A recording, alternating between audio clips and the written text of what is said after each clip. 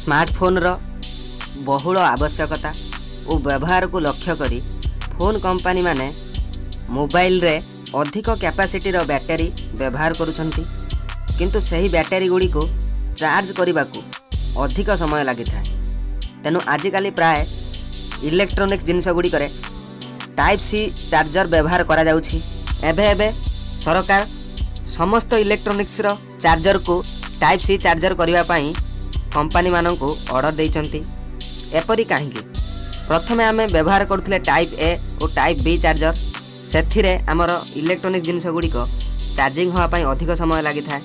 तेणु या द्वारा कम समय लागिबो तथा आउरी मध्य अनेक किछि कार्य एही टाइप सी चार्जर द्वारा करा जाई पारे। टाइप सी चार्जर द्वारा गैजेट गुड़ी को शीघ्र चार्ज होई परिबो। ता छड़ा टाइप सी व्यवहार द्वारा डाटा ट्रांसफर मध्य स्पीड होई परिबो। सबुठु बड़ फायदा हैला मोबाइल रु अन्य एक मोबाइल को चार्ज मध्य होई परिबो। एबे प्राय इलेक्ट्रोनिक्स गुड़ी करे गोटिए मात्र यूएसबी टाइप सी पोर्ट आसुची, जहा द्वारा सही गोटिए पॉइंट रे चार्जिंग, डाटा ट्रांसफर, इयरफोन व्यवहार करा जाई परिबो। आपण माने एई फैक्ट जानिथिले कि नाही कमेंट बॉक्स में निश्चय जणाନ୍ତୁ।